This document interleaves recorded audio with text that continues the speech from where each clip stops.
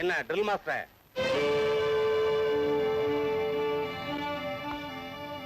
ஏன் drill master, உனக்கு சம்பளம் கொடுக்கிற முதலாளி மகளோட ஆடிப்பாடி விளையாடுவதுதான் உனக்கு யோகியதையா? என்ன துணைச்சல் உனக்கு? ஜம்பு, இவர் கவி மணி அரசர், ட்ரில் மாஸ்டர் ஆனந்த் இல்ல.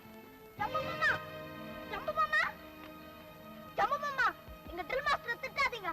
அக்கா, இவர்தான் எங்க ட்ரில் மாஸ்டர். இப்ப சொல்லு, எங்க ட்ரில் மாஸ்டர் அழகா இருக்காரா இல்லையா? என்ன, நீங்க ட்ரில் மாஸ்டர்? அப்ப நீங்க கவி மணி அரசன் இல்லையா? நான் தான் கவி மணி அரசன். நானே தான் ட்ரில் மாஸ்டர் ஆனந்த். என்னது? இத்தனை நாளா இந்த ரகசியத்தை நான் மறைச்சு வச்சிருந்தேன்.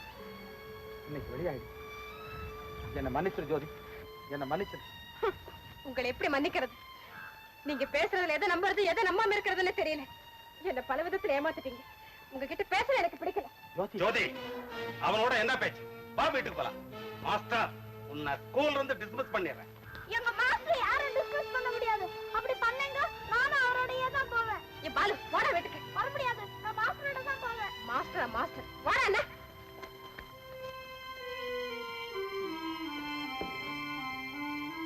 பிள்ளைவாள், நம்ம அந்தஸ்துக்கு ஆபத்து வந்துட்டு, நம்ம குடும்ப கௌரவமை மண்ணோடு மண்ணாய். ஏன் இந்த பதட்டம்? என்ன நடந்தது? இனி என்ன நடக்கணும்?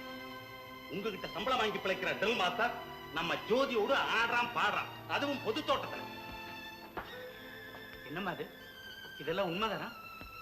இல்லப்பா, வந்து வந்து நான் அவரை கவி மணி அரசன் நினைச்சுதான் சந்திக்க போனேன். அவர் தான் ட்ரில் மாஸ்டர் ஆனந்த்னு எனக்கு தெரியாதுப்பா. என்னமோ தோணுது, இவங்க ரெண்டு பேரையும் நாம நினைச்சா கூட பிரிக்க முடியாது. என்ன யோசிக்கிறீங்க? இப்படி ரெட்ட வேஷம் போடுற அயோக்கியனை எப்ப வேலையில இருந்து நீக்க போறீங்க? அப்பா, மாஸ்டர் ரொம்ப நல்லா இருப்பா, அவரை வேலையை விட்டு நீக்காதீங்கப்பா. சும்மாரு. அப்பா, மாஸ்டர் பள்ளிக்கூடத்துல இல்லன்னா நான் படிக்கவே மாட்டேன். பாத்தீங்களா, பையனை கூட அவன் இந்த அளவுக்கு மயக்க வச்சிருக்கான். இப்படியே அவனை சும்மா விட்டீங்க, நம்ம குடும்பத்திலேயே பெரிய கலகத்தை உண்டாக்கிடுவான். உடனே வேலையை விட்டு நிற்குங்க. உங்களுக்கு அவ்வளவு கஷ்டம் வேண்டாம், நானே வேலையிலிருந்து விரைக்கிறேன். ஆனந்த், டே பாலு, போடா உள்ள. பாலு, போ மாடி. முடியாது, நான் மாஸ்டரோட தான் போவேன். பாலு, நீ அப்பா சொன்னபடிதான் கேட்கணும். உள்ள போ. சரி மாஸ்டர்.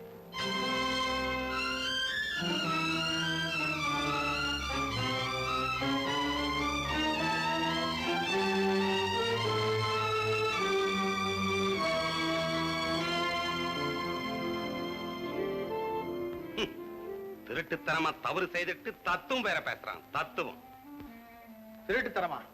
அது எங்க பரம்பரையிலே கிடையாது. வேணும்னா எங்க பொருளை திருட்டு கொடுத்துருக்கோம், அவ்வளவுதான். ஆனந்த், என்ன கதை அளக்கிற?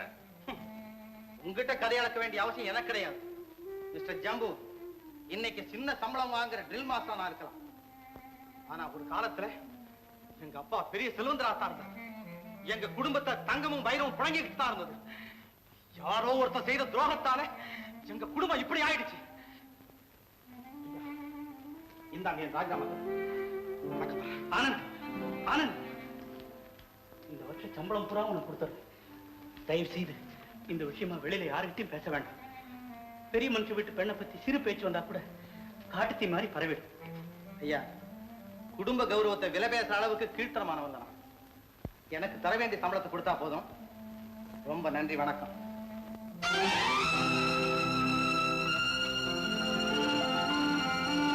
முதலாளிய குளில வச்சு நான் வெளியே நிக்க அவன் சம்பளம் கொடுக்கவே மாட்டேன்றாண்டி. ஐயோ ஐயோ ஐயோ, ஏங்க புடுங்குறீங்க?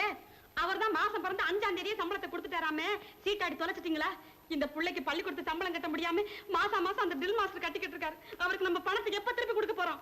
பணத்தை திருப்பி கொடுக்கணும்னு சட்டமா புரோனோட்டா எழுதி கொடுத்திருக்கிறேன். ஆமா, முதலாளி சம்பளம் கொடுத்துட்டாருன்னு யார் அவன் சொன்னவன் உனக்கு?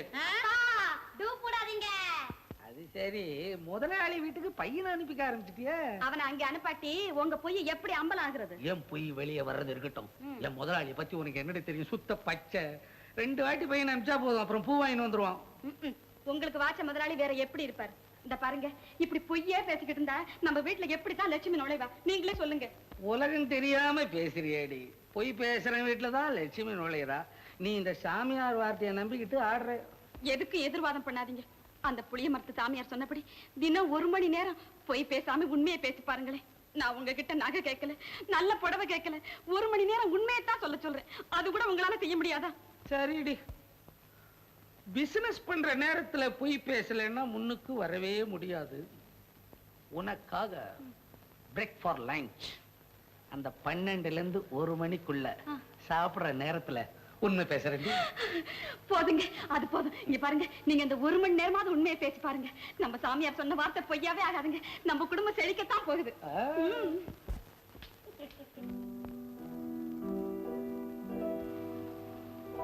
மாஸ்டர், உங்களோட பேசலாமா? தாராளமா. பேச்சுக்கு யாரும் தடை போடவே முடியாது. வா. மாஸ்டர் சார், நீங்க இந்த பள்ளிக்கூடத்தை விட்டு போயிட்டா அப்புறம் எனக்கு இந்த பள்ளிக்கூடமே பிடிக்காது சார். அப்படிலாம் சொல்லக்கூடாது. நீ படிச்சு எதிர்காலத்துல பெரிய சோல்ஜராக போற. நான் முன்னால வந்து நின்னு அப்படி சல்யூட் அடிப்பேன். பாரேன். அது நடக்க போறது இல்ல மாஸ்டர். வருத்தப்படாத பாரு. நான் போயிட்டா என்ன? உங்க அப்பா இருக்காரு. உன் மேல உயிரே வச்சிருக்கிற உன் அக்கா இருக்கா. அக்கா இருந்தா மாஸ்டர், அவ நேற்றுக்கு பூரா சாப்பிடாம அழுதுகிட்டே இருந்தா. அப்படியா? ஆமா மாஸ்டர், நான் உங்க புஸ்தகத்தை கொண்டு போய் கொடுத்தேன்.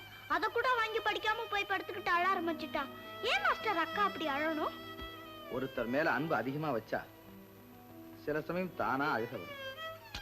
அது இயற்கை பாலு.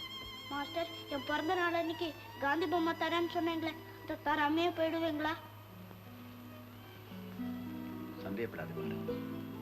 என்ன நேர்ந்தாலும் சரி, உன் பிறந்த நாள் அன்னைக்கு காந்தி பொம்மை நான் நிச்சயமா பரிசு தந்தே தீருவேன். மாஸ்டர், நீங்க ஊருக்கு போகும்போது நானும் உங்க கூடயே வந்துட்டா? கூடாது பாலு. எப்பவும் நீ உங்க அப்பாவோட அக்காவோட தான் இருக்கணும்.